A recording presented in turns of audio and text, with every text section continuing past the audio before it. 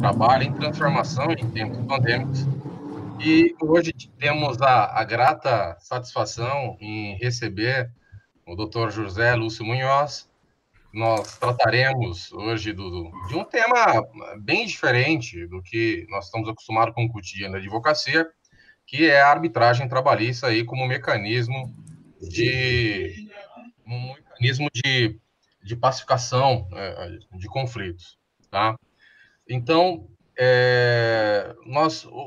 estou achando aqui que o Marco e o Felipe estão ficando muito chiques, né? Porque agora nós estamos aí com um convidado especial internacional, né? A gente está elevando o sarrafo, com todo respeito aos nossos amigos aí, queridos, competentíssimos que estiveram já aqui conosco, mas o doutor José Lúcio Munhoz nos dá essa honra e privilégio de ter aceito o nosso convite para tratar de um tema de extrema importância. Aí, Marco?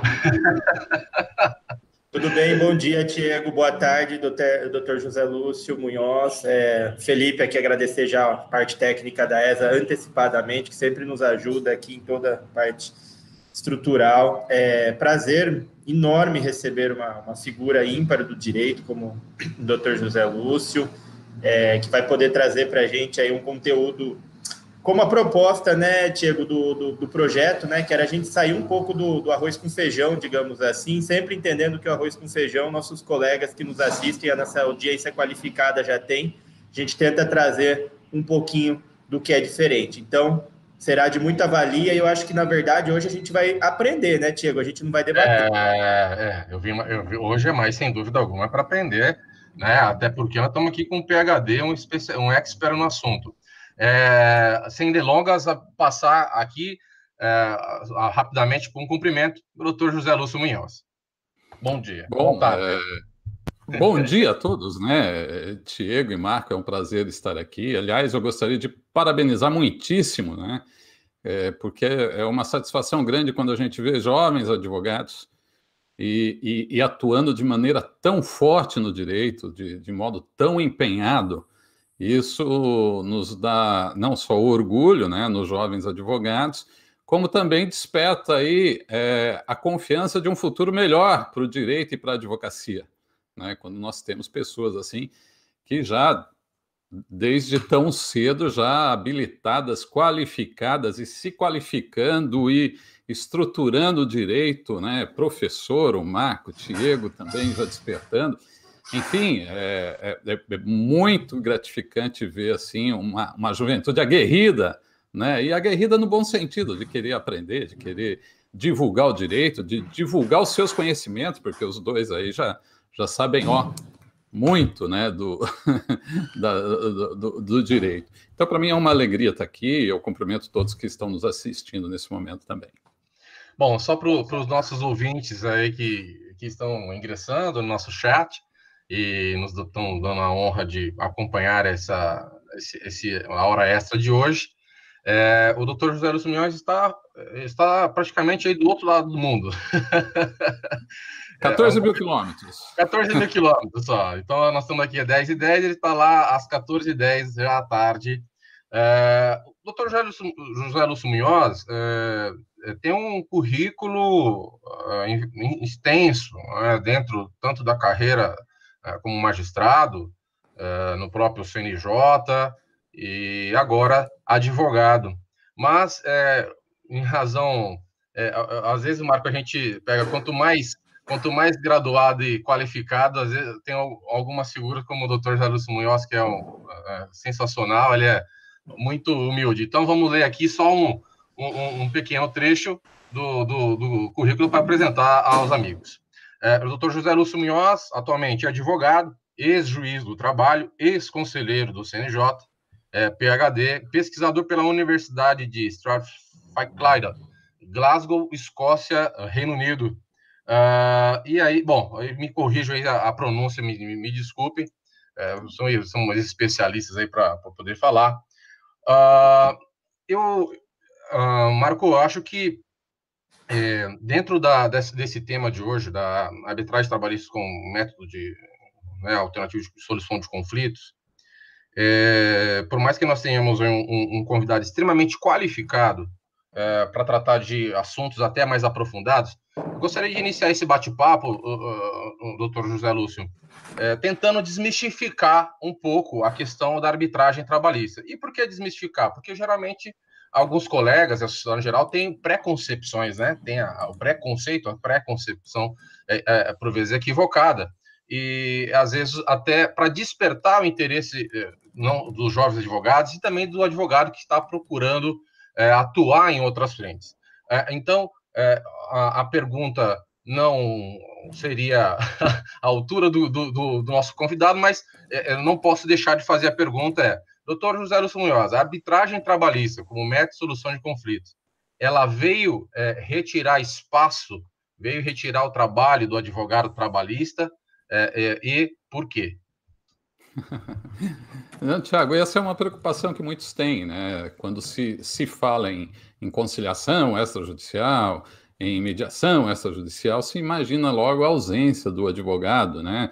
Como uma forma preconceituosa, dispensando-se o advogado. De fato, tecnicamente, você não tem na arbitragem a exigência de advogado, como não se tem na própria Justiça do Trabalho, não é? Mas quem vai litigar sem a presença de um advogado ou sem a assistência de um expert? Muitas câmaras, inclusive, elas exigem a presença de advogado, e adequadamente. Então, a arbitragem, quando ela vem como uma forma de resolução de conflitos, ela, na verdade, ela cresce a possibilidade dos advogados em atuação. Por quê?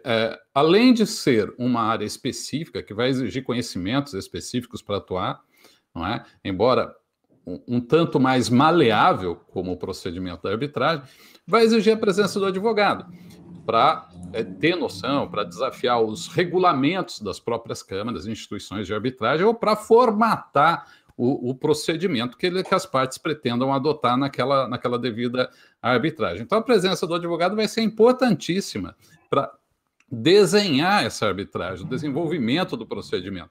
E também, né, como estamos falando de direito do trabalho e que ele é protetivo, né, o direito em si é protetivo, as normas da legislação estão para proteger, né, a relação de trabalho, assim como estão para proteger o menor, como estão para proteger a mulher, como estão para proteger os indígenas, enfim, todos os segmentos que merecem uma proteção especial da legislação, essas normas são de natureza de ordem pública. Né? Então, eu não vejo a arbitragem para ser aplicada como uma forma de eliminar direitos, mas sim de resolver conflitos. E esse é o grande preconceito que as pessoas têm. Imaginam muitas vezes que a arbitragem virá para impedir a aplicação do direito ou para sonegar direitos, né, de uma ou outra parte que esteja envolvida no conflito. Mas a arbitragem é para solucionar conflitos. E solucionar conflitos de que modo? Aplicando o direito. Né? Aplicando as regras de resolução de conflitos.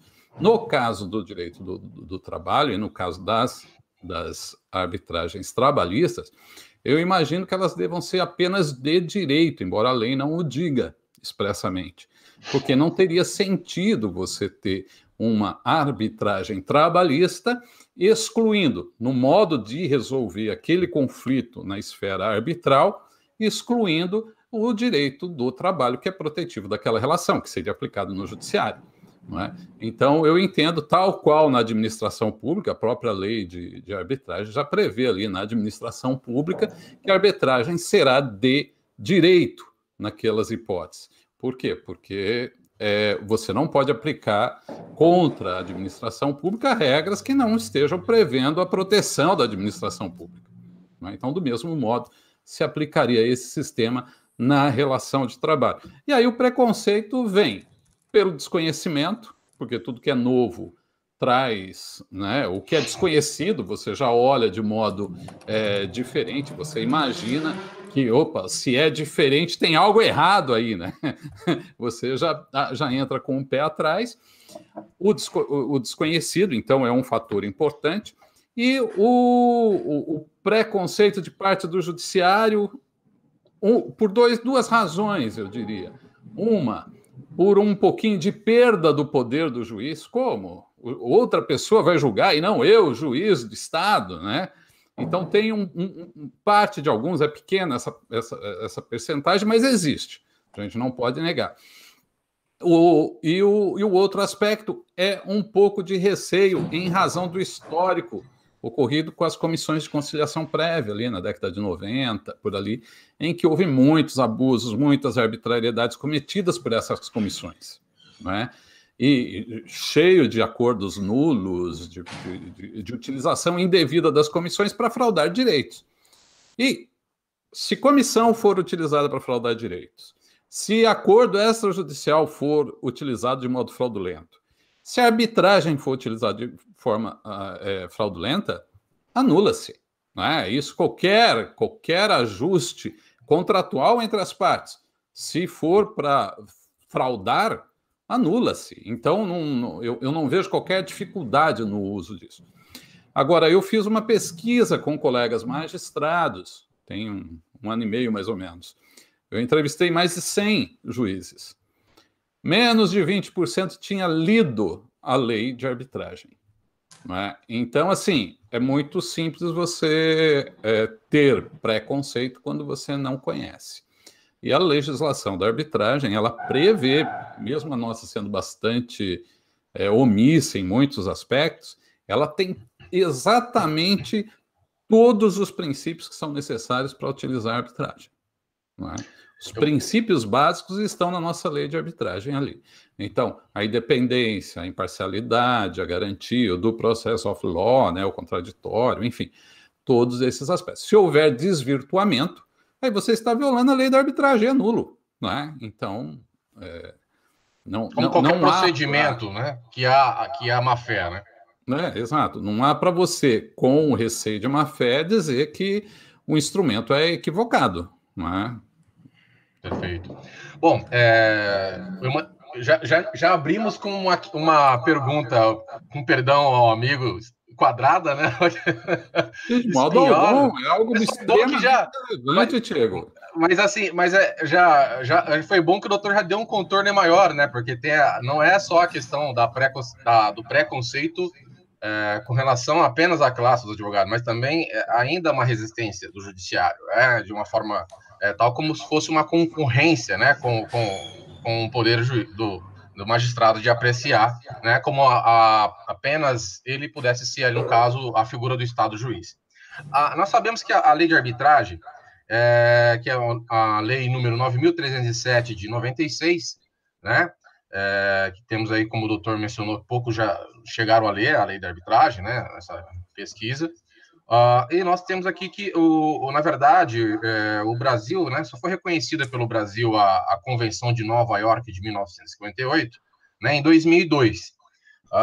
Isso foi decorrente em razão também, né, mas principalmente em razão de grande lobby, né, pressão dessas empresas multinacionais europeias e asiáticas que estavam vindo para o Brasil e tinham a intenção de vir para esse mercado e que encontravam aqui uma legislação e um judiciário, por vezes, entregando uma prestação jurisdicional não tão adequada como eles entendiam, cara, né, por alguns aspectos, né, pelo tempo do processo em si, e não tinha as resoluções de forma rápida. Nós sabemos...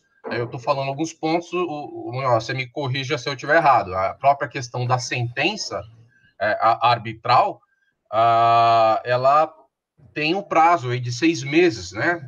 Exceto se for mencionado de forma diferente pelas partes. Então, eu gostaria que o doutor mencionasse isso, e também já fazendo aí uma diferenciação do que seria a cláusula compromissória do compromisso arbitral. Bom, a arbitragem ela tem fundamental importância na relação internacional, não é? Porque você teria uma dificuldade muito grande em obrigar o outro Estado a cumprir um contrato, ou onde você iria processar um outro Estado, onde você iria processar uma empresa localizada no Brasil, que só estaria, em tese, subordinada à jurisdição estatal nacional, um estrangeiro vindo para processar no Brasil, com uma regras que ele não conhece, com um procedimento que ele não conhece, com uma justiça que ele não conhece, não é? Então, a arbitragem, desde a Idade Média, ela vem sendo utilizada na solução de conflitos internacionais, especialmente. E o Brasil participou dessas arbitragens. Nós tivemos a arbitragem territorial com a Argentina, nós tivemos limite de fronteiras entre Brasil e Reino Unido. Mas vamos dizer, como que Brasil e Reino Unido têm limites de fronteira? Nós tivemos uma arbitragem envolvendo Brasil e França, não é? Brasil e França numa arbitragem territorial de fronteira, com as Guianas francesa e a inglesa ali no norte do nosso país, né?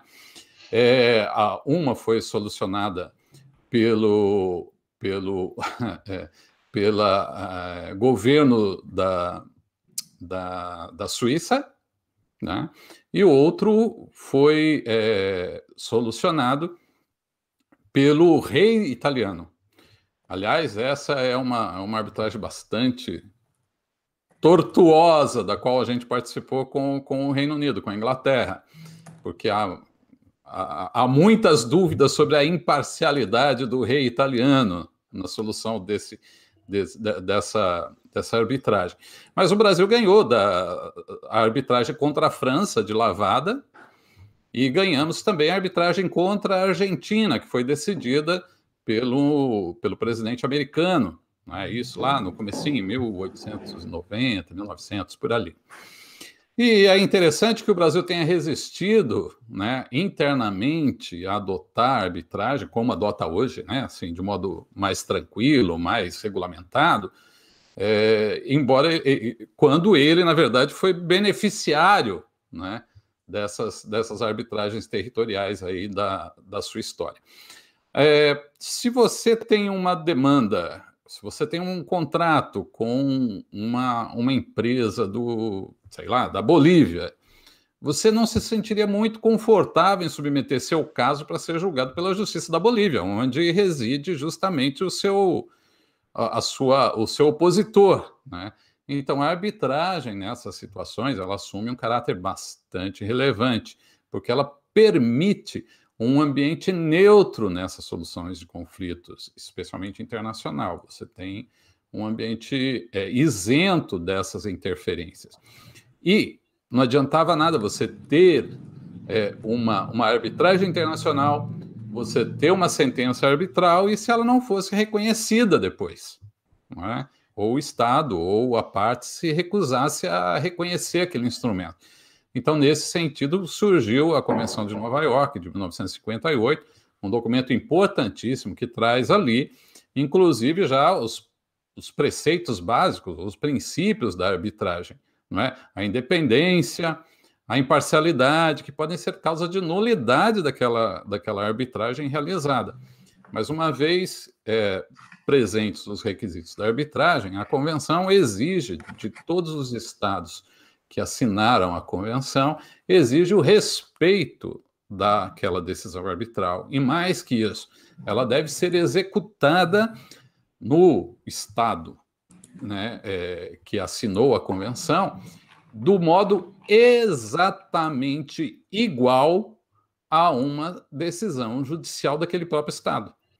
E com os mesmos custos, né? Que se você tiver custos para executar uma sentença judicial, é exatamente aquele mesmo custo que deve ser aplicado na execução da sentença arbitral. Então, a Convenção de Nova York garantiu no comércio internacional a segurança de que as arbitragens seriam respeitadas e que seriam também possíveis de serem executadas tal qual uma decisão judicial daquele Estado. Por isso que a gente não entende aí a demora do Brasil em assinar essa convenção. Mas o fez, ainda bem.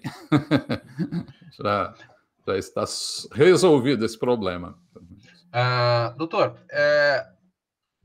uma grande discussão que se tem, e também uma preconcepção que eu vejo o doutor em suas palestras mencionar, quando se fala da arbitragem, né, na seara trabalhista, com relação à a interpretação de que muitas regras contidas na CLT, legislações esparsas, são normas de caráter congente e indisponíveis. Gostaria que o doutor falasse isso, até porque nós vemos decisões de tribunais, parece-me que aos poucos, paulatinamente, se tem modificado esse entendimento para aplicar a arbitragem trabalhista, né? E, fundamentalmente, até porque a reforma trabalhista trouxe no artigo 507-A, aí já uma outra questão que a gente pode, na sequência, mencionar, com relação a alguns contratos individuais, alguns trabalhadores poderiam aí estipular a arbitragem trabalhista. Eu queria que o doutor falasse primeiro sobre esse aspecto da questão dos direitos indisponíveis e que alguns entendem que não poderiam, como não poderiam dispor, então ele não poderia se utilizar da arbitragem trabalhista e com algumas decisões, entendo, também como doutor, equivocadas no sentido de entender que não poderia. Eu gostaria que o doutor explanasse um pouco sobre essa questão. Bom, Tiago, esse é um tema, né, constante quando se trata do tema da arbitragem trabalhista. A lei de arbitragem, ela estabelece lá no artigo 1º, não na CLT, a lei de arbitragem em geral, ela estabelece lá no artigo 1º que podem se submeter à arbitragem, né, a arbitrabilidade, no caso, né, objetiva, não a subjetiva, que diz respeito às pessoas envolvidas na arbitragem, mas a arbitrabilidade objetiva contempla apenas direitos disponíveis, ou seja, os direitos indisponíveis não poderiam se submeter à arbitragem. Bom, e aí teríamos dois motivos antes de entrar propriamente, né, nessa questão da disponibilidade do direito trabalhista, mas por que haveria essa dificuldade de se fazer arbitragem sobre direitos indisponíveis? Por basicamente duas razões. Uma de ordem pública, né, em que o Estado quer manter uma garantia maior desses direitos, né, o direito à vida, à educação, à alimentação, enfim, todos esses aspectos que são indisponíveis, né, do ser humano, não poderia ser discutido de modo particular, privado. Não é? E o segundo ponto é porque, quando se trata de direito indisponível, qualquer disputa sobre esse tema exige a intervenção do Ministério Público, não é? Como fiscal da lei, como custos legis. E como que nós iríamos proporcionar a intervenção do Ministério Público numa arbitragem privada? Não há essa possibilidade. Então, são esses os dois argumentos básicos pelos quais a princípio, afastam a atuação da possibilidade de resolver um conflito sobre esses temas pela arbitragem. A própria lei traz uma exceção, né? A administração pública, que também tem direitos indisponíveis, ela pode se submeter os litígios dela pela arbitragem. Só que, nesse caso, a arbitragem se faz apenas por direito. Por que isso? Porque as partes na arbitragem elas podem estabelecer de comum acordo o modo pelo qual será resolvido aquele litígio. Elas podem escolher local, elas podem desenhar o procedimento, né, de como será feita a resolução daquele conflito, qual será o procedimento que a arbitragem vai adotar, onde, quantas testemunhas, se pode testemunha, se não pode, enfim, quem pode ser testemunha, também as partes podem desenhar isso absolutamente de modo livre. Então, e aí uma das coisas que elas podem estabelecer é qual a base que será utilizada, a base jurídica que será utilizada para resolver o conflito. Vai ser a lei? Vai ser a lei de qual país? Não, vai ser uma norma institucional de qual instituição? Não é? Vai ser por equidade, ou seja, princípios de justiça. O árbitro ele não precisa aplicar lei nenhuma, se as partes assim estabelecerem, e tem muitas arbitragens que são definidas desse modo, principalmente no âmbito internacional. A decisão será por equidade. o árbitro ou o tribunal arbitral, se for mais de um árbitro, eles vão definir a resolução daquele conflito com base no princípio geral de justiça. A solução melhor a ser dada a esse caso é tal, independente do que diga a lei, independente do que diga o contrato. Mas essa possibilidade as partes podem desenhar de comum acordo, não é? Se pode ser utilizado de direito ou não. Quando se trata da legislação no que diz respeito à resolução de conflitos da administração pública, a lei vem e fala, é só de direito. Por quê? Porque o direito é protetivo ali. Então, você não pode tirar, excluir o direito da apreciação de um conflito com a administração pública. Porque, senão, a administração pública estaria fragilizada, coisa que o direito não quer. Assim, da mesma forma, se pode dizer com relação à arbitragem trabalhista.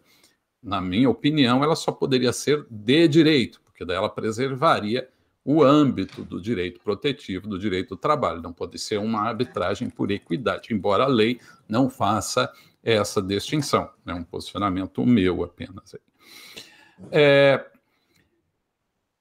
Tendo isso presente, não é? A lei, então, estabelece lá só direitos disponíveis. E aí muitos dizem, mas o trabalhador tem o seu direito, ele é indisponível, não é?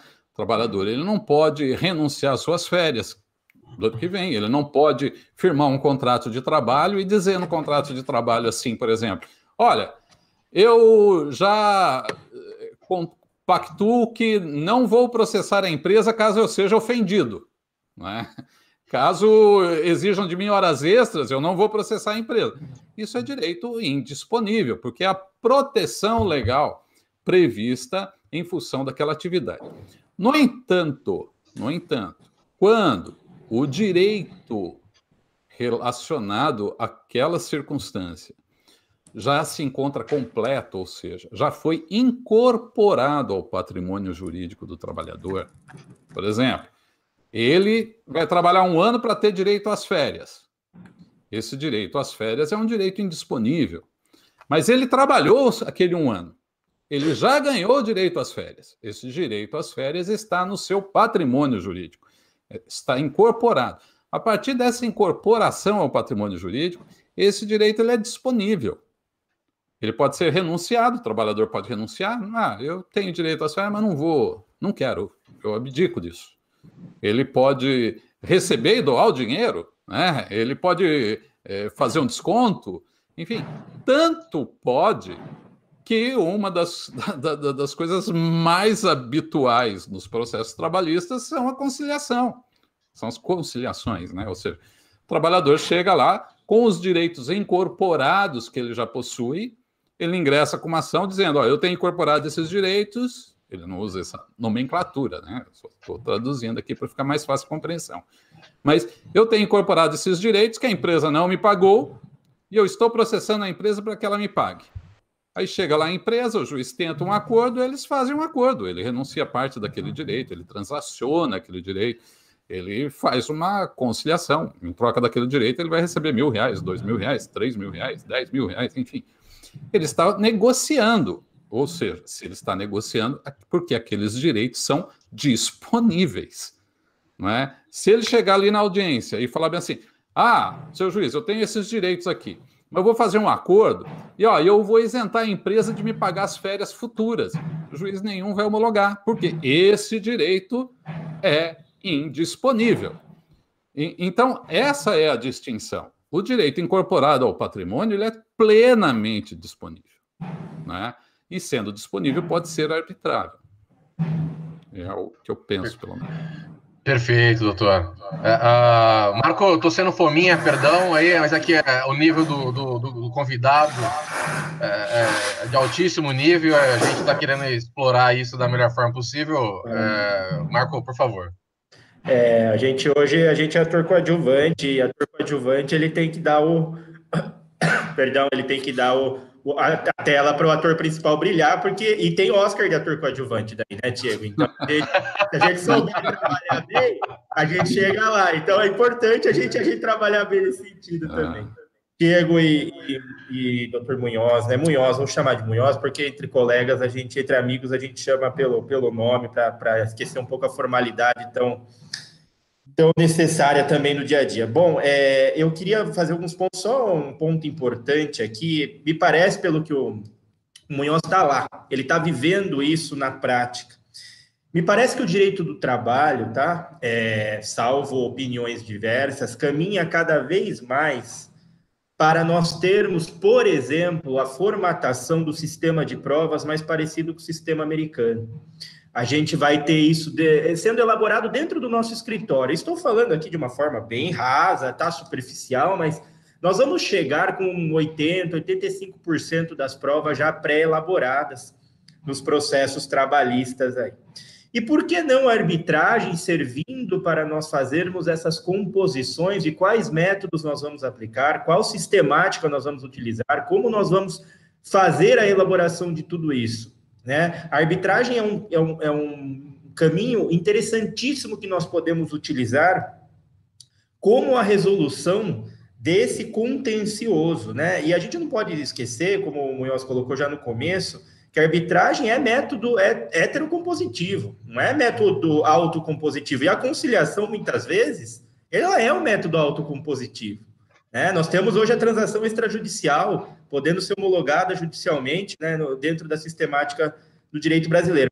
E me parece que antes da inserção, aí já para a gente avançar no tema, antes da inserção do artigo 507, que o Diego já colocou, aí para os hipersuficientes, no caso, né, a possibilidade do aceite da justiça dos compromissos de arbitragem daqueles que ganham mais de 2 benefícios da Previdência, 2 tetos do benefício.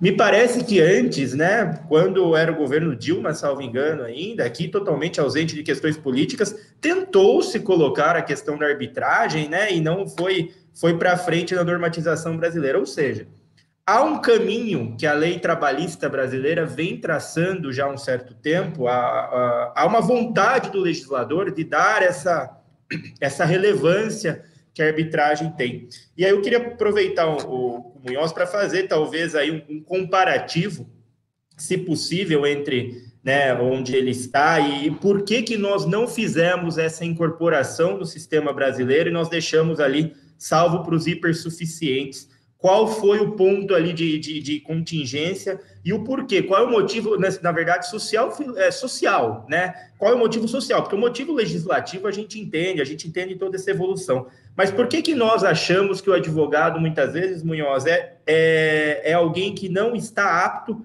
para traçar e trilhar na arbitragem, alguém que vai ser o ator principal? A gente está brincando aqui com a questão de ser ator. Ele vai ser o ator principal naquele momento da resolução desse conflito, né? O árbitro, ele está ali, e aí eu faço uma analogia com o futebol, quanto menos aparecer, melhor, né? E na arbitragem é muito nesse sentido.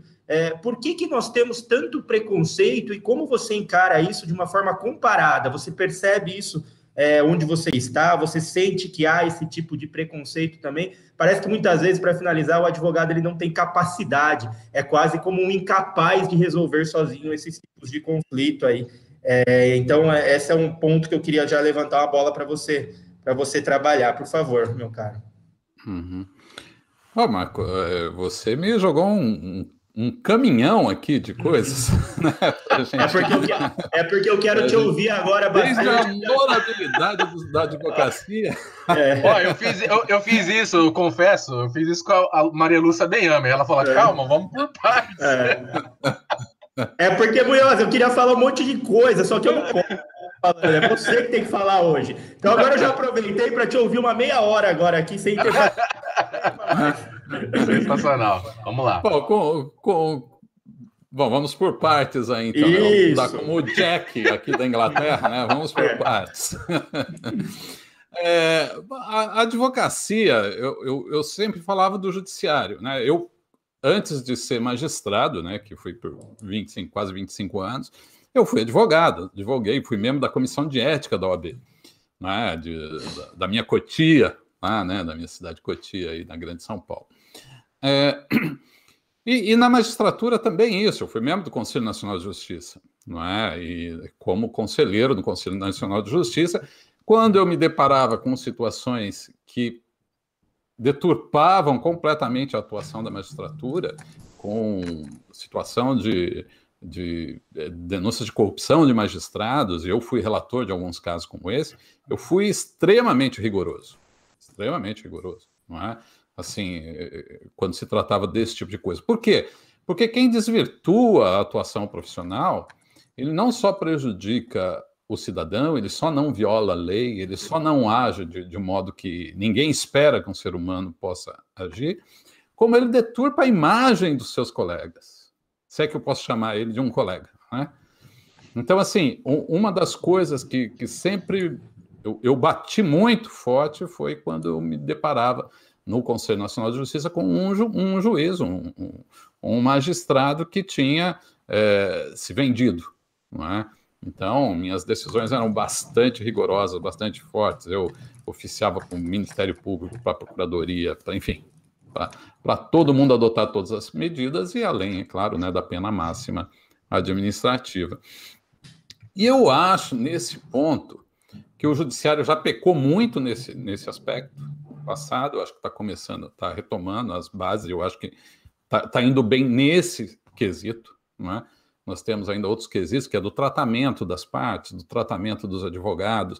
Eu acho que o Judiciário tem muito que caminhar ainda nesse sentido. Os juízes não gostam de receber advogados.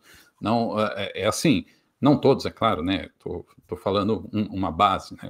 Tem ótimos magistrados, parceiros que atuam, que gostam de conversar, de debater com os advogados o caso, porque a gente aprende. Eu fazia isso como juiz.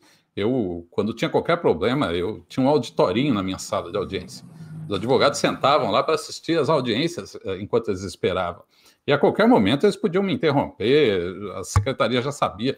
O advogado chegou lá, pode falar comigo, pode dar meu telefone, enfim. Era bem tranquilo nesse ponto, porque às vezes tem algo no processo que a gente está com um olhar, né? O juiz está cheio de coisas para fazer e às vezes não percebe aquilo lá. E é importante o advogado alertar: olha, doutor, aqui não é bem isso, é isso. Pô, legal, é isso mesmo. Então, uma das coisas que eu acho na advocacia, eu acho que falta um pouco isso, sabe? Eu acho que a OAB, e eu dou como exemplo, nos casos, por exemplo, que eu apurei a corrupção dos magistrados, que aplicamos a pena máxima para os juízes, porque se corromperam com a atuação dos advogados, os advogados ainda estão na ativa.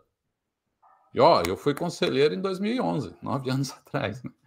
E os advogados ainda estão... Então, eu acho, assim, que falta um pouquinho da OAB ser mais rigorosa, né, nas questões disciplinares em face daqueles advogados que se desviam dos rumos, porque esses maculam a imagem. E não é uma coisa só do Brasil, não. Nos Estados Unidos são famosas as piadas, né, sobre os magistrados. Então tem um pouco dessa figura aí, desse preconceito. E é um preconceito, porque a grande maioria, a absoluta maioria, tanto de magistrados quanto de advogados, atuam de modo exemplar, de modo ético, de modo profissional, responsável. Mas a minoria é que atrapalha essa boa imagem que precisaríamos ter numa atuação de ordem pública, né? E quando você daí vai para uma resolução de conflitos privada, né?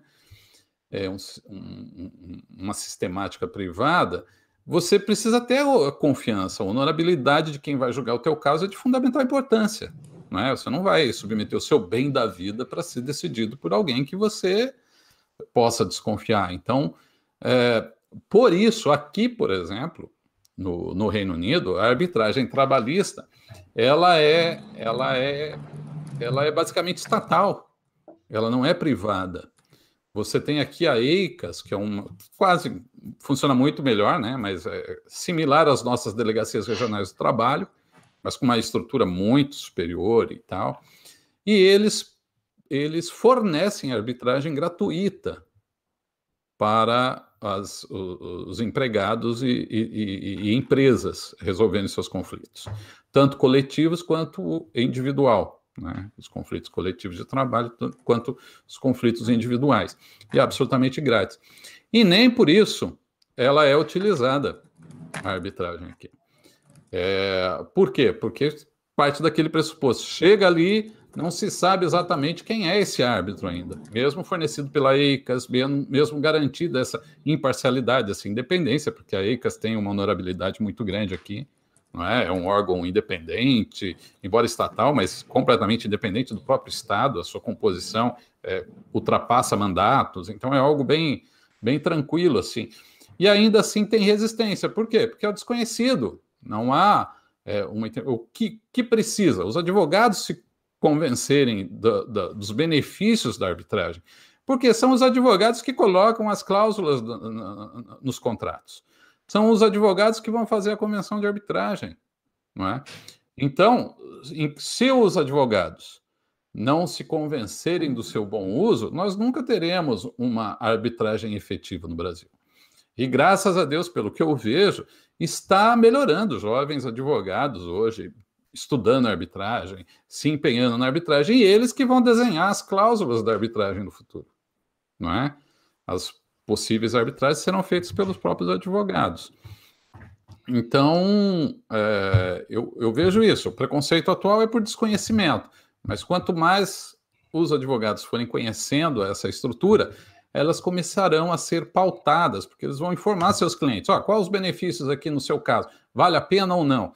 No caso da arbitragem trabalhista, né, que o Marco colocou aí, esse limite estabelecido pelo 507 da CLT, eu vejo com muitas reservas esse limite, porque para mim a arbitragem já era possível antes dessa reforma trabalhista. Não é? Não, mas se fraude... Arbitragem não é fraude. Se é fraude, não é arbitragem. Né? Ponto. Casos de fraude é nulo, não é arbitragem. Mas uma arbitragem, mesmo antes da reforma, para mim seria plenamente válida. Certo? Por quê? Porque já é algo previsto no ordenamento. O direito é disponível e pode ser dessa forma tratado. Quando vem a lei da reforma trabalhista, ela exige lá a questão do conhecimento. O cara tem que ter curso superior. Né? Mas, se eu tiver assistido por um advogado, se eu tiver assistido por meu sindicato, por que eu não posso usar da arbitragem? Porque só o bonitinho que tem um diploma é que pode. Imaginamos aí um grande craque do futebol com um contrato de milhões de reais, que tem uma banca inteira de advogados lhe dando assistência. Mas ele não tem curso superior. Aí ele não pode usar da arbitragem? Não é? Eu acho que aí feriria o princípio da igualdade entre as pessoas. Um curso universitário não poderia ser um limite para impedir alguém de utilizar de um instrumento que é válido, que é legal. Então, eu viria uma primeira inconstitucionalidade nesse ponto, e uma segunda inconstitucionalidade quando se estabelece esse limite básico salarial como forma de utilizar. É claro que a arbitragem de valores pequenos, ela não é viável, salvo se fosse gratuita, como aqui na Escócia, né, no Reino Unido. Mas quando ela é privada, você não vai discutir um litígio de R$3.000, R$4.000 na arbitragem, porque o custo dessa arbitragem vai ser isso ou mais. Né? Então, ela não é viável. Mas o salário como base de uso da arbitragem, ela não faz o menor sentido. Né? Imaginemos aí um grande artista de televisão, tem um contrato milionário com a Globo, certo? E aí, de repente, eles vão fazer uma arbitragem. Mas o artista ele só quer receber R$3.000 que a Globo não lhe pagou. Não interessa que ela tenha um contrato milionário com a Globo, não interessa que tenha curso superior. O contrato, o litígio é de R$3.000. É inviável numa arbitragem. Porque só o custo dela vai ser superior a esse valor. Não é? Por outro lado, você tem, às vezes, um trabalhador que ganha aí R$5.000, que não poderia se utilizar da arbitragem, né, pelas regras da reforma trabalhista, mas ele pleiteia um assédio sexual, um assédio moral, ele pleiteia um acidente de trabalho, uma indenização severa, altíssima, que pode dar milhões, né? E, de repente, ele é privado do uso da arbitragem porque o salário dele. Então, não faz sentido. Eu acho que viola os princípios da igualdade, né? As duas circunstâncias, tanto o requisito do diploma universitário, quanto, né, a questão base de salário, né? Que deveria ser, talvez seria razoável, o valor da disputa, né, ser submetida apenas acima de tal valor, poder ser submetida à arbitragem, porque inferior não tem. Mas independente, ainda que seja inferior, se há uma convenção coletiva estabelecendo o uso da arbitragem por uma instituição a custo da empresa, não é? Qual o problema se é 3 mil reais, se é 100 milhões? Não é? A arbitragem seria realizada com base numa convenção coletiva ainda, sobre a fiscalização de sindicatos, né? De modo absolutamente tranquilo, não importando o valor. Então, são aspectos aí que eu acho que ainda a gente vai ter que avançar um pouquinho, né, nas reflexões disso e nessas discussões no futuro. Bom, a questão da própria... do procedimento de jurisdição voluntária, né, Marco, que nós falávamos, chegamos a mencionar, que tem a figura do Estado juiz, no caso da arbitragem tem a figura desse árbitro, as partes estão assistidas, né? Então não haveria razão, se as partes estão assistidas por um profissional técnico qualificado, não haveria razão aí para qualquer receio nesse sentido. Se fosse também de uma forma grosseira, tá, doutor? Estou colocando, a gente não poderia também ter o procedimento de jurisdição voluntária.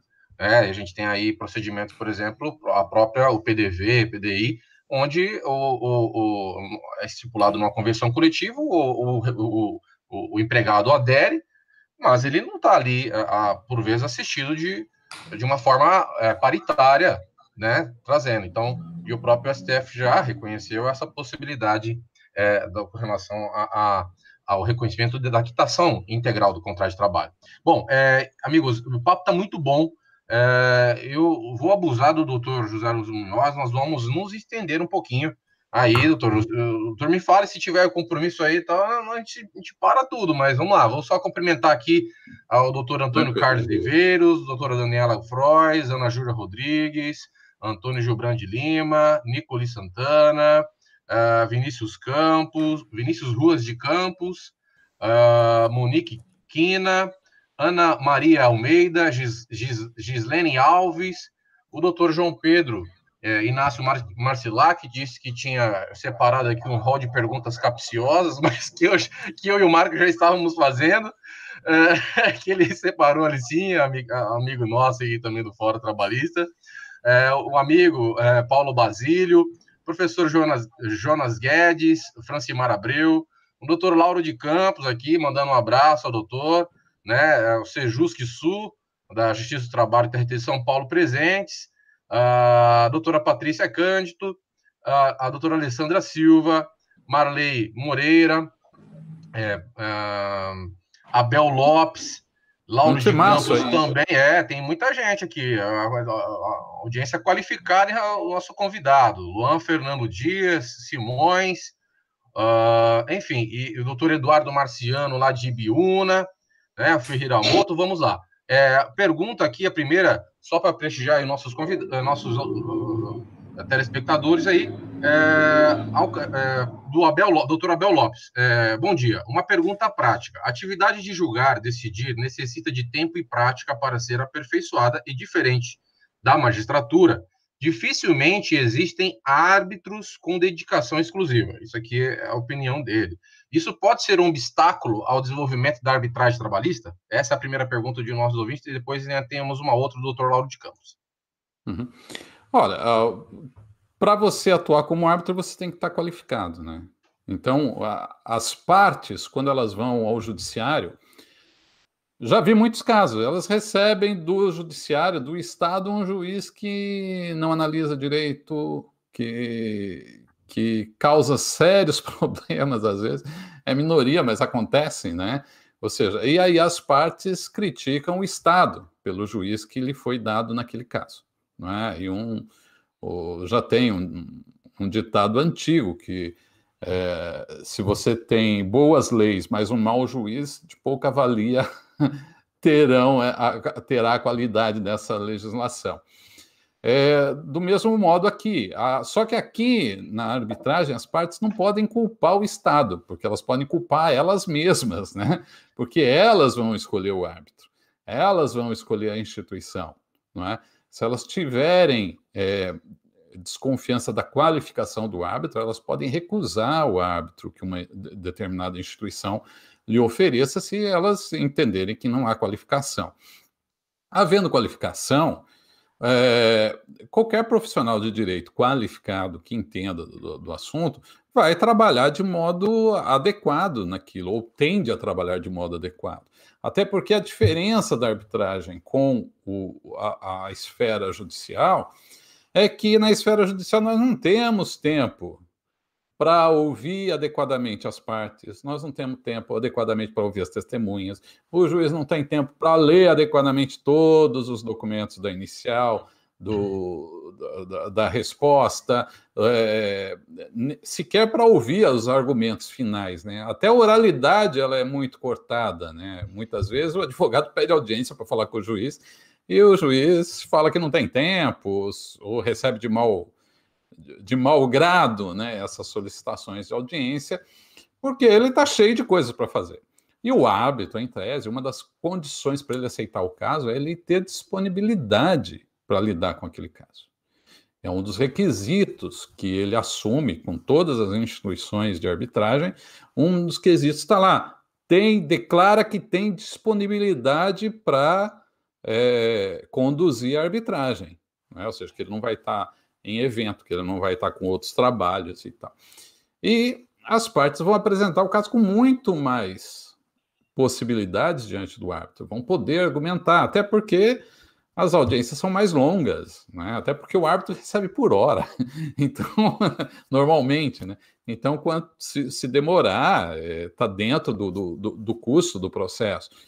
Então, eu acho que, embora ele não tenha habitualidade de produzir decisões, ele vai ter maior tempo para analisar mais profundamente cada uma daquelas hipóteses, cada uma daquelas circunstâncias que as partes estão apresentando.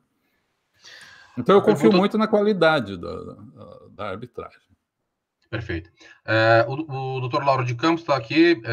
Ao caríssimo professor, pós-doutor Lúcio Munhoz, crê que a difusão da cultura arbitral no âmbito trabalhista seja necessária para o enfrentamento do pós e durante a pandemia? Por quê? Né? A primeira pergunta, ele pergunta, por quê? E gratos. A pandemia está trazendo muitos conflitos, não é? Tudo que altera o cotidiano das pessoas na sociedade, algo normalmente não previsto, gera conflitos de entendimento, de possibilidades, de direitos, deveres. As próprias partes se sentem inseguras. Será que é meu direito? Será que não é? E não há legislação prevendo. Então, a arbitragem ela pode ser, sim, um ótimo meio de resolver isso. Por vezes, até o sistema MED-ARB, né, que é bastante comum hoje. Você faz um contrato prevendo MED-ARB, ou seja, mediação. Não ocorrendo a mediação, ou não sendo ela frutífera, aí se converte em arbitragem. Não é? Então, é uma possibilidade. É claro que seriam dois profissionais diferentes, pelo menos a princípio, né? Porque o mediador ele exige ter acesso às questões privadas das partes, ele conversa mais, as partes tendem a se abrir com ele. Então, não pode ser esse próprio mediador que depois vai atuar como árbitro. Embora a nossa legislação preveja, de modo expresso, que o árbitro ele tem que tentar a conciliação. Mas a conciliação, coisa que não é muito comum, não é nada comum no exterior. Não é? O árbitro ele é completamente isento, que é difícil você ter a atuação do árbitro tentando conciliar as partes. Querem conciliar, conversem os advogados e depois voltam para cá. Não é? É uma forma de manter o árbitro isento do conflito, para que ele possa julgar. Mas a nossa legislação, ao contrário, prevê a sua imersão aí na tentativa conciliatória. Mas a tentativa conciliatória é bem diferente da mediação. Né? Na tentativa de conciliação, ele não vai coletar das partes informações individuais ou relacionadas ao conflito. Ele vai somente tentar essa aproximação. Posso fazer uma pergunta aqui, então, agora, Tiago? Pode. Aproveitando aqui para a gente dar um... Acho que aproveitando a pergunta, as últimas duas perguntas, fazendo apanhado. Professor Munhoz, como que nós podemos fazer aqui, então, um efeito comparativo, né, de como funciona principalmente aí na Escócia, no Reino Unido, e de efetivamente o que com a legislação que nós temos hoje ordenamento jurídico brasileiro que nós já temos a previsão, como você colocou, apesar de ter alguns defeitos, digamos assim, nós já temos um ordenamento que trata do assunto.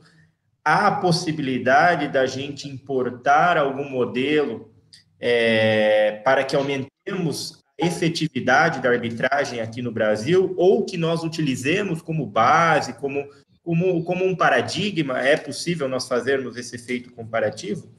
E, se possível, também, qual que é o volume de resoluções de demandas trabalhistas, no caso, que nós temos sendo feita pela arbitragem nos países aí anglo-saxões? Olha, Marco,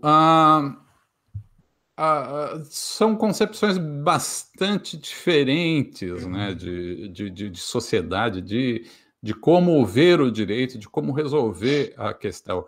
Aqui se aplica common law, não na Escócia especificamente, embora sim. Vamos lá. Esse é um problema. Aqui é bastante complicado, porque nós temos diversas nuances aqui. Ali no século XII, a Inglaterra, porque tudo foi dominado pelo direito romano, não é? Os romanos invadiram a ilha aqui e tudo. Então, e até pela própria tradição, né, da Igreja Católica, não é? Que os reis eram submetidos à coordenação do Papa e tal. Então, o direito romano, o direito católico, ele acabou influenciando muito tudo isso. Então, o direito civil nosso. Só que daí, ali no século XII, aqui na Inglaterra, eles tinham uma cultura muito peculiar, muito diferente dos latinos, né? Do nosso sistema de encarar a vida.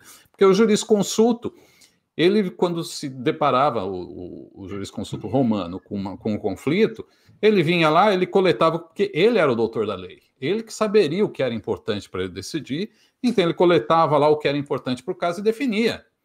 E aquele caso só atendia aquelas partes.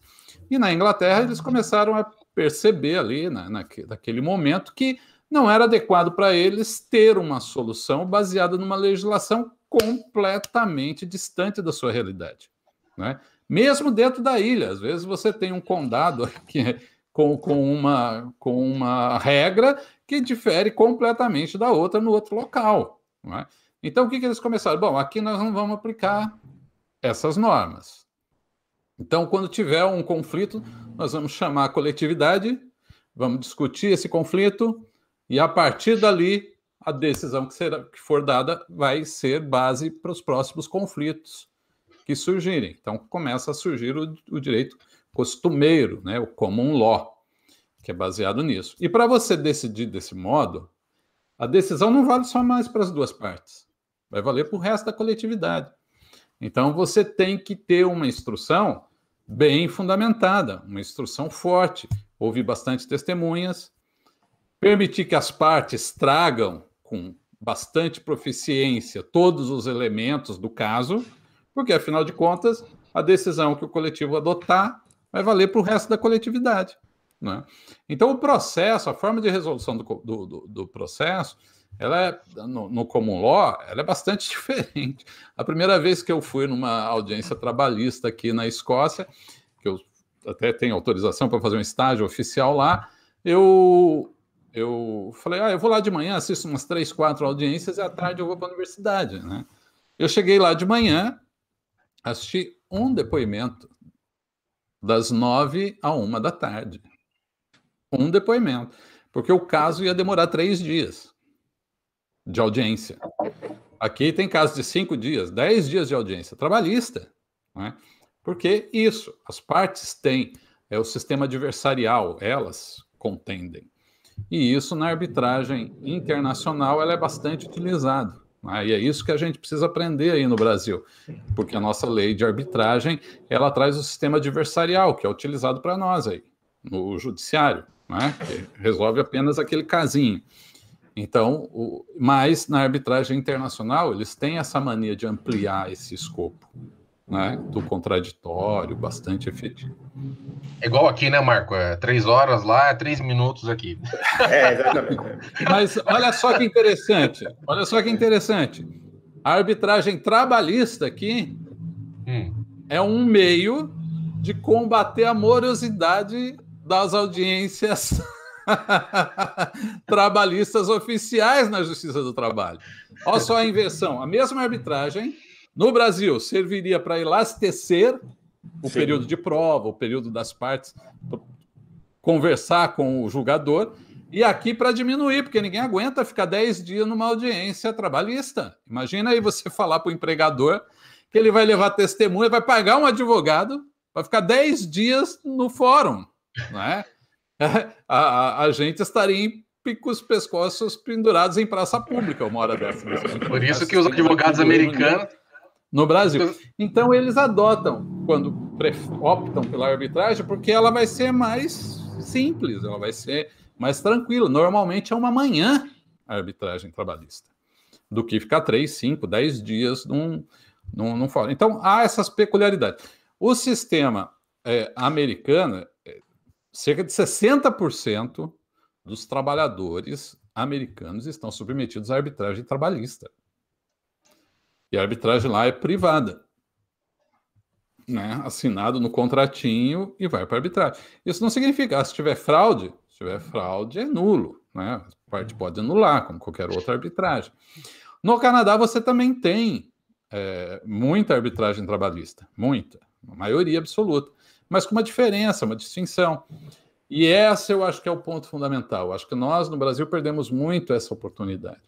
Lá no Canadá se tem a atuação dos sindicatos. Eles negociam coletivamente como será feita a resolução do conflito. E aí eles já escolhem, na própria convenção coletiva, eles estabelecem a instituição arbitral, como que vai ser a arbitragem, quem vai pagar a arbitragem, quem não vai...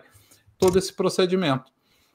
E aí você tem o sindicato atuando, porque quando o sindicato atua, e é interessante porque o sindicato não se envolve na arbitragem no Brasil, e ele não se envolvendo, ele perde uma ótima oportunidade de ocupar espaços que digam respeito à resolução de conflitos trabalhistas, né?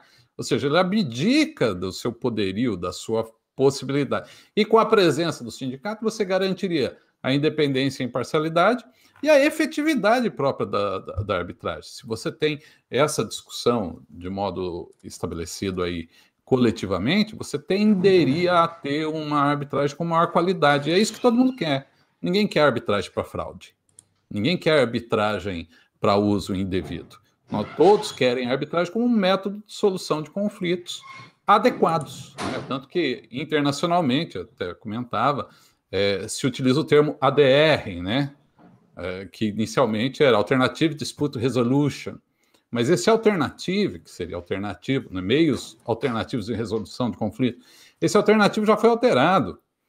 Se utiliza Adequate Dispute Resolution, né? Porque a arbitragem é um modo adequado, até porque não é alternativo, porque é alternativo ao judiciário, mas não à jurisdição, porque a arbitragem é um meio jurisdicional de resolução de conflito. Eu mencionava até da questão do tempo, que o colega mencionava, mas fundamentalmente os advogados americanos, só para fazer análise do caso, ali já é cobrado ali a hora do trabalho, então por isso é tão caro você acessar a Justiça do Trabalho, que não seja primeiro privado na justiça americana. Me corrija se eu estiver errado. É isso, doutor? Não, sim, é isso mesmo. Poucos trabalhadores acionam o judiciário americano. Perfeito. Vamos passar aqui a pergunta da doutora Janaína Silveira Soares Madeira. Diante da emenda constitucional 45 de 2004 e da lei 13.467 de 2017, a competência para executar a sentença arbitral é da Justiça do Trabalho. O que o doutor poderia comentar a respeito? Que a competência da Justiça do Trabalho. Pela Convenção de Nova York, o Brasil é signatário, né? E a nossa própria lei já fala isso. Ela deve ser executada tal qual o CPC traz isso expressamente, né? Ela deve ser executada como uma sentença judicial. Ela vai ser executada tal qual uma sentença judicial. A única distinção é que nos embargos aí, né, a execução, a parte poderia discutir a nulidade, né, da própria arbitragem, se presentes os requisitos para essa discussão, é claro. Perfeito. Nós temos aí... Eu não vejo sendo executado em outro local, né? Porque o título base é baseado no direito do trabalho. Munhoz, você passou várias vezes nesse ponto, eu acho que é legal de a gente... O artigo 9º da CLT, apesar das mudanças, e se é bom, se não é, reforma e tal, nem entrando nesse método, ele não foi revogado. Então, além das sistemáticas de nulidades que nós temos aí, desde o princípio devido processo legal e dos preceitos que a gente tem de ordenamento. Então, é aquele negócio da questão, a problemática, a gente sempre volta na problemática da arguição. Em todas as questões, eu percebo que tem um requisito intrínseco nelas, que é a questão da presunção da má-fé, muitas vezes, né? De que a gente vai ter algo para fraudar, né? Utilizando a arbitragem para fraudar. Eu percebo que sempre a gente retorna nisso, e aí, você colocou bem a sistemática aí da Cumuló, e principalmente naquele período da invasão normanda, que tem essa mudança ali pós-1066, dessa concepção mais romana do direito, de como se avançou, né? Um ponto que eu queria... No direito romano, fundamentalmente, havia muito essa questão de nomear um árbitro, né, doutor Munhoz? Tinha também, tinha previsões, né? Ao longo da história... Direito romano são séculos, né, de direito romano. Sim, né? sim. Então, dependendo a cada momento que você estivesse do direito romano, você teria peculiaridades. Mas tivemos, claro, a possibilidade de arbitragem ali. Só para terminar daí, professor, então, Munhoz, acho que de minha parte, não sei se, Tiago, a gente está com uma audiência muito boa hoje, cada vez está subindo mais, então acho que a gente tem que ficar com o Munhoz até o meio. Nós vamos até, né, acho que vai até a tarde aí, quando chegar à noite, nós estamos à tarde aqui. Eu acho que nós deveríamos combinar, como são 4 horas de diferença, a gente tem que chegar no mesmo horário de lá, Tiago. Perdão, né, eu falo sem aglomeração, aí nós vamos fazer depois uma live aí para tomar uma junto, né, telepresencialmente, porque não pode ter aglomeração, vamos lá.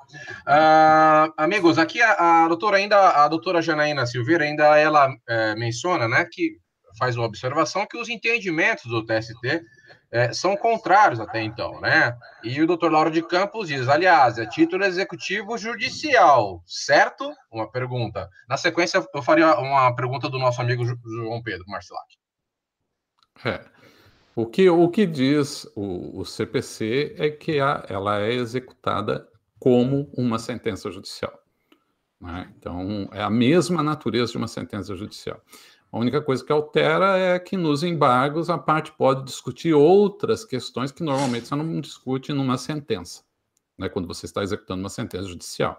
São outros temas, a nulidade da elaboração, a ausência de imparcialidade do árbitro e tal. Isso pode ser discutido nos embargos. Perfeito. Acho que o amigo Dr. João Pedro Inácio Marcilac, ele faz aqui uma observação, porque quando a gente pensa em métodos, aí eu concordo aí com essa modificação, né, métodos apropriados, né, de resolução de conflitos e não alternativos.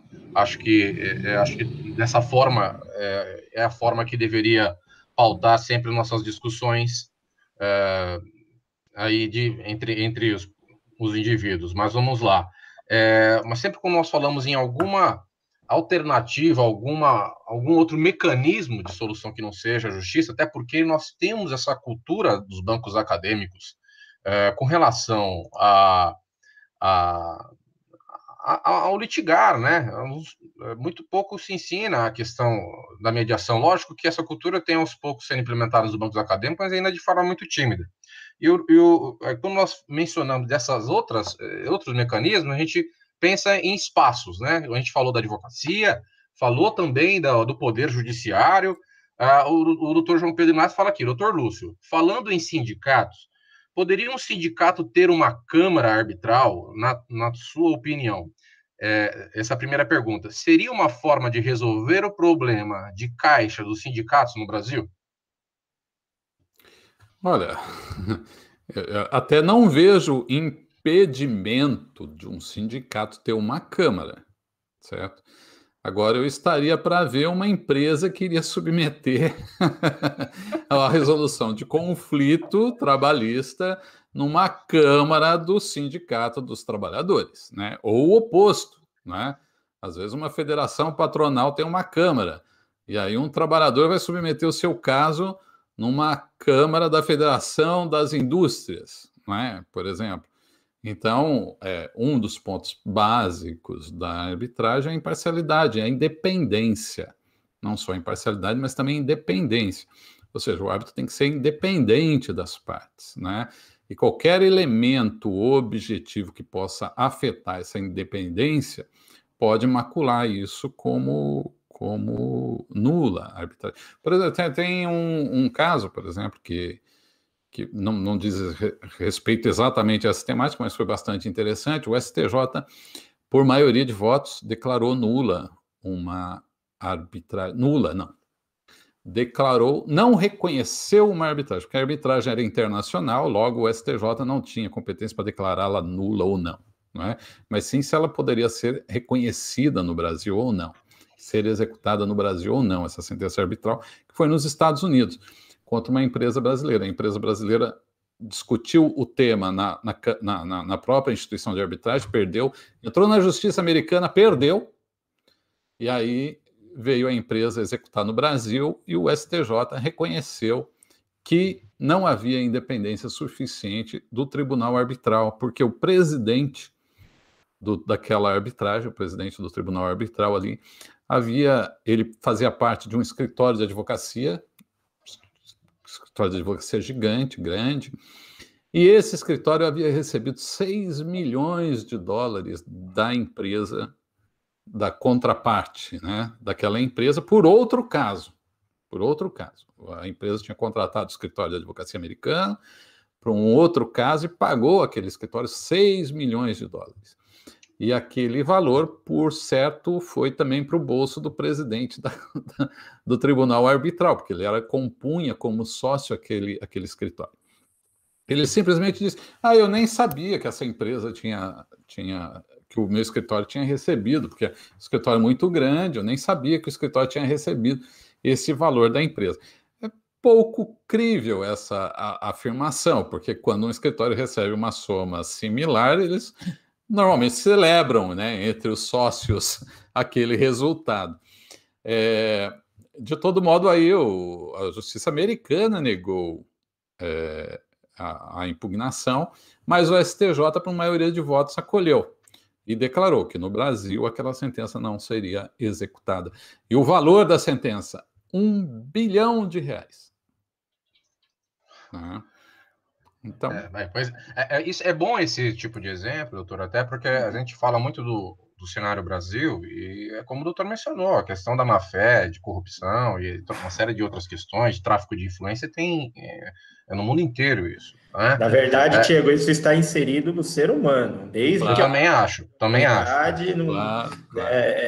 Alguns sistemas talvez tenham alguns métodos um pouco mais efetivos de fazer um contencioso disso, de fazer uma contenção disso, mas não quer dizer que não existam. A gente tem essa mania aqui de achar que em todos os lugares tudo funciona maravilhosamente, perfeitamente bem. Quando nós vamos e vivemos num outro local, o professor Munhoz está lá, a gente percebe a complexidade de uma sociedade na Europa, a xenofobia, os problemas que nós temos, que são outros, muitas vezes, migratórios, como isso também, e isso vai refletir aonde? No direito.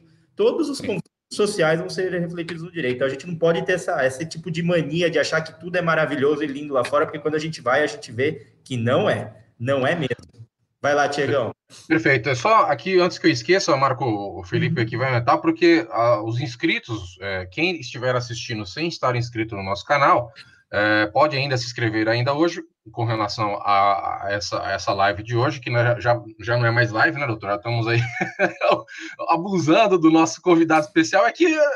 Bom, eu acho que é live porque eu estou vivo ainda. Então... então... É porque a live, geralmente, o pessoal está acostumado a 60 minutos, né? Mas, enfim, aqui é a qualidade do nosso convidado. Nós vamos lá. Todos os amigos aí que estão inscritos, tem um cupom para 10% de desconto nos cursos das modalidades Home ESA Premium. Gestão e Carreiras e Grandes Autores do Direito. Então, vocês podem utilizar, para quem se inscrever nessa live aí, utilizar o código Hora Extra 10%, válido de 5 de agosto a 9 de agosto de 2020. Acho interessante, dentro do que nós estávamos mencionando aqui, tem um colega aí, César Leonardo, está dizendo que é estudante de Direito 7º semestre, e sobre métodos de solução de conflito, ele teve apenas um semestre na faculdade, né? Pensa que essa cultura deveria ser melhor disseminada nos bancos acadêmicos. Sim, concordo plenamente, porque quando você parte, por exemplo, do pressuposto do procedimento arbitral, ele é completamente diferente. Então, assim, como magistrado, não era raro você chegar tá presidindo uma audiência e vir um advogado, né? Normalmente já renomado, mas que não era habitual nas lides trabalhistas. E aí, de repente, chegar lá e entrar com agravo da decisão do juiz, né? Ou até desistir de testemunha porque estava trazendo o cartão de ponto, né? Prova documental sobrepõe-se sobre prova testemunhal. Ou seja, né, o desconhecimento da área específica pode trazer grandes prejuízos, né, para o cliente. E na arbitragem se tem isso também, ela é um ponto específico, com regulamentos próprios, a formatação, mesmo a sentença arbitral, ela é diferente de uma sentença normal do judiciário. Quando você profere uma sentença judicial, está junto ali o processo, certo? O processo está ali junto. Na sentença arbitral, não tem o processo junto, você vai ter a sentença. Então, essa sentença vai ter que trazer a qualificação das partes, vai ter que trazer endereço, vai ter que trazer o endereço dos advogados que estavam representando, vai ter que ter um histórico, né, dos procedimentos adotados muito maior do que aquele que a gente fazia nas sentenças trabalhistas habituais, né, do judiciário. Eu mesmo colocava lá, parte entrou com a presente ação, repleiteando não sei o quê, réplica às folhas tais, audiência, é o breve relatório. E pronto, vamos decidir. Já na sentença arbitral, não, você tem que estabelecer com mais profundidade os argumentos que foram apresentados, como você chegou, porque aqueles elementos depois vão ser utilizados, podem ser utilizados lá, quando se entrar com aqueles embargos, né, para dizer justamente, imparcial, não foi independente e tal, não analisou, não cumpriu o básico do contraditório, ou o básico de uma decisão fundamentada, ou o básico, né? Então, é preciso ter muitos cuidados na elaboração dessa sentença. E aí você tem que ter qualificação, não tem alternativa, né? Por isso as instituições de arbitragem, tem instituição de arbitragem, por exemplo, daqui de fora, da Inglaterra, a maior delas, a CIARB, só aceita árbitros se demonstrado uma ótima qualificação já, ou então mediante o curso que ela até mesmo administra, né? Eu, por exemplo, eu fiz arbitragem internacional, eu sou pós-graduado em arbitragem internacional pela Universidade de Aberdeen. A Universidade de Aberdeen, por conta desse curso de arbitragem internacional, tem um convênio com a CIARB. Então, quem faz esse curso pode se cadastrar já como árbitro da CIARB. Então, algumas câmaras eu cheguei a presenciar no Brasil, ali no Sul, onde eu estava sediado, era juiz em Blumenau.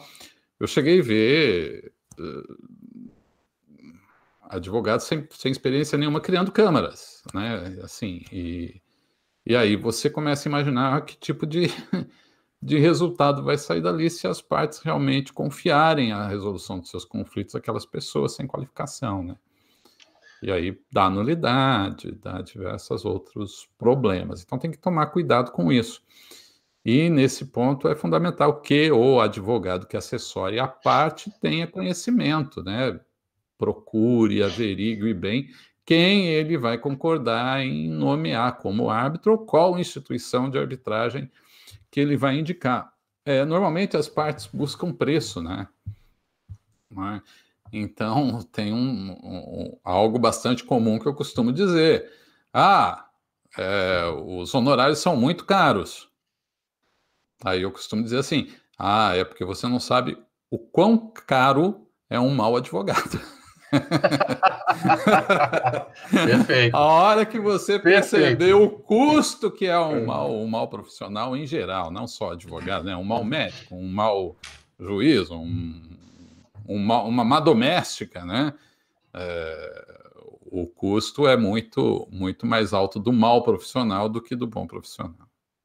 Dentro desse cenário, já nos caminhando para o final, nós temos aí como um dos elementos que os estudiosos trazem como favorável, né, à arbitragem, seria aí a questão da rapidez, sigilo, a irrecorribilidade das decisões, a especialização, né, do árbitro, né, tem um maior tempo ali, uma expertise.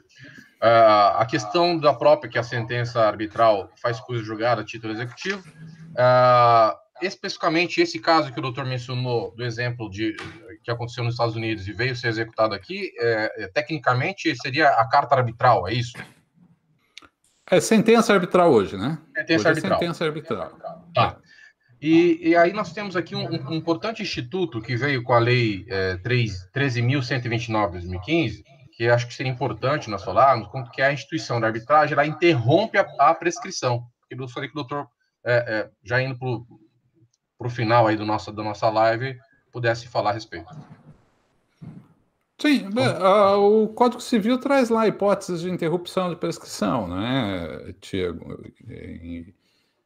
O protesto, ou a distribuição da ação, qualquer ato extrajudicial que acarrete o reconhecimento do direito pelo devedor, são hipóteses de interrupção da prescrição. Não é algo assim que seria especificamente da arbitragem, mas a arbitragem, sim, ela, uma vez... A diferença do procedimento arbitral com o procedimento na Justiça do Trabalho ou no Judiciário em geral é que no Judiciário você ingressou com a ação, automaticamente, lá na distribuição você já tem o juiz, que é o responsável, você já tem a unidade, e o processo vai para outra parte já se defender. Depois a instrução é um calvário, mas essa parte inicial é rápida, né? Você ingressou, pronto, já tem o juiz ali da causa. Perfeito. Na arbitragem, não. É completamente diferente. Você entra na arbitragem dizendo assim, eu quero uma arbitragem. Aí vai intimar outra parte para vocês debater qual vai ser o árbitro, como vai ser o procedimento de escolha desse árbitro. Qual vai ser o procedimento a se adotar na arbitragem. Aí vai se convocar o árbitro, né, ou convidar o árbitro. Apenas quando o árbitro aceitar é que se considera instituída a arbitragem.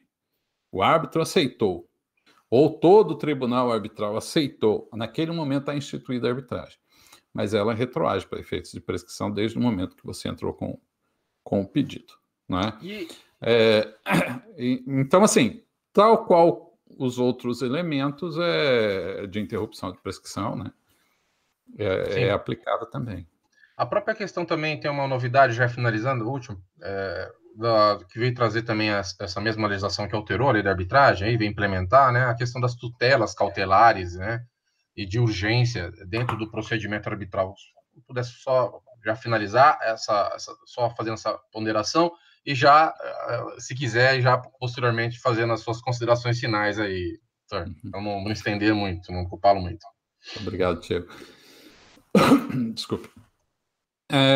Bom, uma das grandes questões é que a decisão do árbitro, as decisões do tribunal arbitral, elas não podem ser executadas manu militares, né, por assim dizer, né, pelo próprio tribunal arbitral, pelo árbitro. Ela exige o Estado interferir, né, exige a atuação estatal como cooperador. Né? Então, há uma cooperação do judiciário com a arbitragem. Isso é previsto na própria legislação. Né? Os órgãos judiciais, eles colaboram, eles cooperam com os outros órgãos de resolução de conflito, em especial, no caso, os tribunais de arbitragem. E aí muitos pensavam, então, como não tem efeito executivo, as decisões arbitrais, os árbitros não podem conceder liminares, cautelares ou medidas de urgência, ou mais precisamente, como diz o CPC, as tutelas, né? As tutelas provisórias de urgência ou de evidência, enfim. Engano, não é? É claro que se você necessita de uma tutela emergencial e você ainda não tem instituída a arbitragem, você não tem o árbitro para solicitar essa tutela, né? Como eu falei, a instituição do procedimento é um pouquinho diferente daquele habitual no Poder Judiciário, onde você já tem um juiz de cara, né? Então, nessas hipóteses, você pode ir ao judiciário e dizer o seguinte: senhor juiz, eu tenho uma arbitragem aqui, mas a arbitragem eu estou constituindo, não tem árbitro ainda, a outra parte vai ser chamada, nós vamos indicar 1, 2, e eles vão escolher um terceiro e tal, então não tenho ainda. Então mas eu estou precisando de uma tutela aqui de urgência, não é? Uma cautelar de urgência, para precaver a aplicação do meu direito. E aí o judiciário decide. Quando instituída a arbitragem, o tribunal de arbitragem vai olhar aquela decisão do juiz e vai falar assim: revogo essa decisão. Ou ele vai falar: mantenho essa decisão. Eu adoto os mesmos princípios e mantenho essa decisão. Compete ao árbitro. Mas o árbitro vai revogar a decisão do juiz? Sim. Porque a partir do momento que ele está instituído, né, como árbitro, ele está vestido da sua jurisdição, aquela jurisdição estatal deixou de ter prevalência. E aí ele pode mudar. Aí ele decide de modo diferente, ou o judiciário não concedeu, e ele concedeu como árbitro, né? Foi instituído, a parte pede novamente para o árbitro concede. Aí ele concede, ele vai fazer um ato daquela decisão, né, concedendo aquela determinada medida, um depósito, arrolamento, etc. E a parte leva no judiciário e fala: senhor juiz, olha, eu tenho uma decisão do tribunal arbitral aqui, me concedendo a antecipação de tutela, e eu requeiro a Vossa Excelência que implemente. E aí o judiciário simplesmente vai, cumpra-se, né? Como se fosse uma carta precatória, por assim dizer, né? Só uma coisinha que eu acabei esquecendo quando eu estava falando aqui do sistema, aqui, né, do sistema anglo e da Escócia, porque aqui são países diferentes no mesmo local, né? Então você tem o país de Gales e Inglaterra, que fizeram a primeira união, depois foi incorporada não, a Escócia também se juntou à União. No Brasil a gente fala isso, né? União, o governo federal, porque é a união dos estados, não é? Então é União. Aqui também, né? É o Reino Unido, né? Aqui é United, então é o United Kingdom. Então são os Reinos Unidos. Então a Escócia também começou a participar dessa união em 1700 e pouco. E aí esses três criaram a Grã-Bretanha, que era Wales, País de Gales, Inglaterra e Escócia, criaram a Grã-Bretanha. Só que a Escócia, como país independente da Inglaterra, né, ela mandava os seus líderes aqui estudar, porque eram católicos aqui, desde os clãs, né, escoceses, né, MacLeod, Mackenzie, todos os outros, eram de origem católica, então mandava os seus filhos estudar em Roma, nos colégios católicos. Então aqui a Escócia aplicava o civil law. E na Inglaterra, ao contrário, né,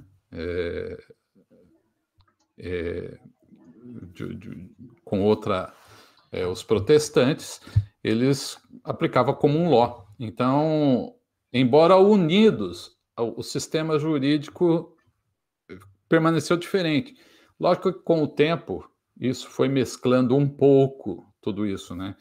Então aqui na Escócia, embora se aplique o civil law, no direito do trabalho ele é o common law, porque é um direito do trabalho do Reino Unido. Agora eu estou falando do Reino Unido, não mais da Grã-Bretanha, porque Reino Unido inclui também na Grã-Bretanha a Irlanda do Norte, né? Então você tem a Irlanda do Norte, quando ingressa na Grã-Bretanha vira Reino Unido, né? Então essa que é a distinção. Mas no direito do trabalho, a Irlanda do Norte está fora, ela é independente, ela não aplica. Então a gente fala que o direito do trabalho aqui é bretão, não do Reino Unido. Então é por isso que tem uma série de nuances aqui na ilha que trazem uma certa complicação e uma diferença dos institutos.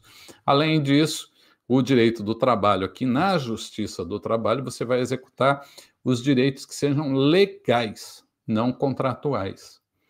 Então, por exemplo, se você tem um contrato prevendo que a empresa vai te dar um carro por ano, além dos seus benefícios, a empresa vai te dar um carro por ano.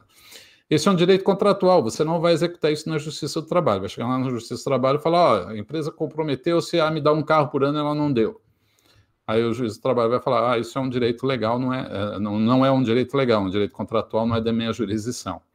Aí você vai para a jurisdição do civil comum, né? E aí você pode usar a arbitragem comum, né, para resolver esses conflitos cuja base é trabalhista, porque a jurisdição da Justiça do Trabalho é mais curta aqui do que na nossa aí no Brasil. Acidente de trabalho, aqui você vai na Justiça Comum. Então, se você vai na Justiça Comum, na Escócia, você vai você vai adotar o sistema do Civil Law. Se você tem um acidente na Inglaterra, você vai usar o Common Law para isso. Então, os tratamentos distintos aqui. Perfeito. Nossa, é muito enriquecedor, né, Marco? A nossa live de hoje, mantendo aí a audiência sempre no topo. Agradecer a presença de todos os colegas, né, estudantes de direito, advogados, advogadas, juízes, serventuários da Justiça do Trabalho, que estiveram aqui hoje prestigiando esse nosso convidado especial. Queria agradecer imensamente essa oportunidade, doutor José Lúcio Munhoz. Obrigado pela aula magna aqui que nos foi concedida hoje. Sem dúvida alguma, acho que os telespectadores aqui também se sentiram muito bem e agraciados aqui com essa aula, e também pudemos aqui explorar, né, fazer algumas perguntas dos colegas que estiveram até agora conosco. Nós já vamos aí estamos aí já com 91 minutos dessa live. Agradeço imensamente, desejo muita saúde, fortaleza aí para o doutor e para a família, e creio e espero que em breve possamos trazer outros assuntos para que recebamos aí novamente o doutor aqui no nosso projeto Hora Extra, Direito do Trabalho em Transformação em Tempos Pandêmicos da ESA. Desde já agradecendo ao nosso diretor, o doutor Jorge Bolsinhas, e a doutora Letícia Catani. Bom, eu gostei. Posso só me despedir também, Munhoz? Gostaria muito de agradecer aqui ao Tiago, né, pela condução. Eu sei que é um assunto, viu, Munhoz, que, meu caro, que o Tiago gosta muito, então ele, desde o começo do projeto, aí ele já queria muito trazer o doutor para que enriquecesse, e eu sei que ele tem tanto carinho pelo assunto que eu imagino que ele vai querer fazer mais, viu? Então, se prepara aí nas 4 horas de antecedência para arrumar mais um espaço na agenda, porque foi muita valia. Queria agradecer especialmente também ao presidente Caio, né, que tem aí feito uma gestão tão combativa nesse período de tantas dificuldades que enfrentamos, e sempre dando suporte para que esses projetos que a OAB muitas vezes tinha um pouco de dificuldade de colocar em prática, de compartilhar conhecimento, como eu falo, viu, Munhoz? A gente não ensina ninguém, a gente compartilha um pouquinho do que a gente sabe, né? E mais a gente tenta buscar o conhecimento, mais a gente tem que compartilhar, porque é a única coisa que a gente tem de verdade e de validade dessa vida, é o que a gente deixa de legado. A gente vai deixar um pouquinho desse compartilhamento do pouco que a gente sabe, muitas vezes. E você, o pouco que você sabe é muito,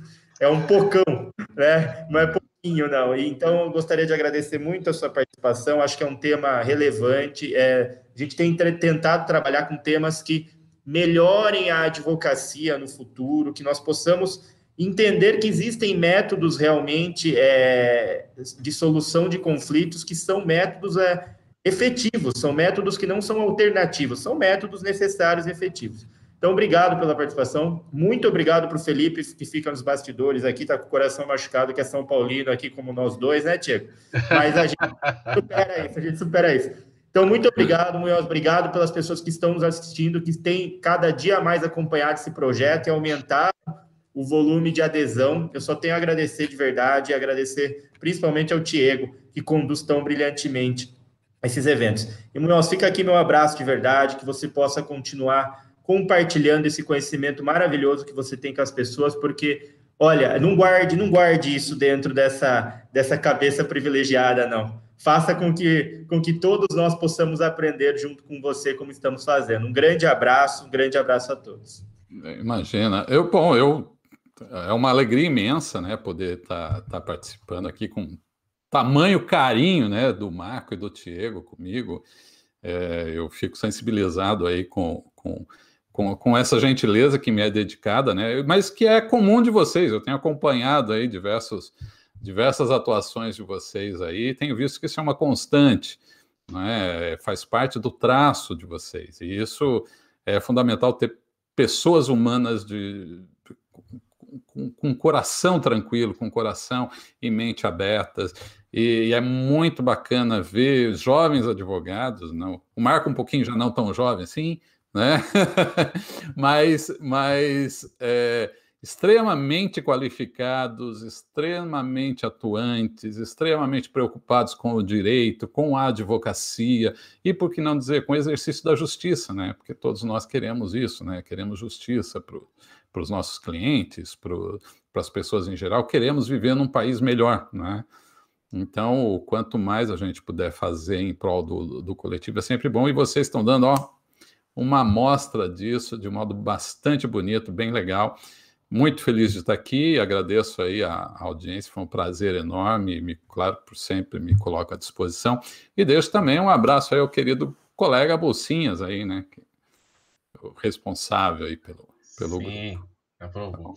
A gente agradece demais e esperamos receber aí, como mencionei, registrar aqui, pode deixar, a doutora Janaína está fazendo questão aqui de registrar os cumprimentos dos profissionais do direito lá da região sul do nosso país. Olha, Marco, nós estamos atingindo aí o Brasil, e ultrapassando, né? Porque internacional... nacional e internacional. Pois é, então. Ela está mencionando aqui que é de Santa Catarina, né? Mandando os cumprimentos ao doutor, né? É evidente aí, tem os outros torcedores aí que estão aqui mencionando. Bom, gente, acho que aí, para não tomar muito tempo... E o Palmeiras vai ser campeão, só para eu terminar aqui em alto estilo, tá bom? O campeonatinho vai ser do Palmeiras esse ano, ó. O Lauro tá falando aqui do Mirassol, viva o Mirassol. Enfim, esquece o Mirassol, gente, esquece essas coisas. Mirassol é linda, cidade maravilhosa, acolhedora, mas esquece Mirassol, essas coisas agora. Só lembrar os amigos que na próxima semana nós estaremos... a gente tem adequado a grade para atender de uma melhor forma todos os nossos telespectadores, também como os nossos convidados, dinamizando, mas geralmente a live Hora Extra geralmente é feita às terças-feiras, às 20 horas, e semana que vem vamos tratar de um tema também que está aí dentro de um cenário, virou aí moda, né? Mas é a questão da audiência, da advocacia preventiva e o compliance trabalhista, né? Também aí com uma ferramenta para que dinamizar aí, para que os operadores de direito possam ter aí vários mecanismos e ter um conhecimento com outras formas de operar o direito, de trabalhar com as empresas e tudo mais. A gente agradece demais todos, o doutor aqui, Túlio Sense, né, todos os amigos, e desejamos aí um bom dia, uma boa semana a todos aí, doutor. Muito obrigado, doutor José Lúcio Munhoz, mais uma vez. Ok, um abraço a todos. Obrigado. Fiquem com Deus.